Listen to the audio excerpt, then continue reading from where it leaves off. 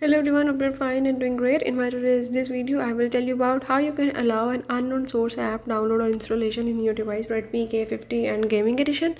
But before starting the video, if you're new to my channel, do subscribe and press the bell icon. So now let's move to the topic.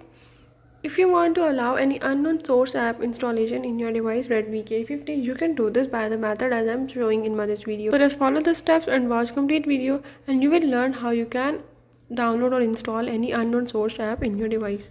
Let's watch the video.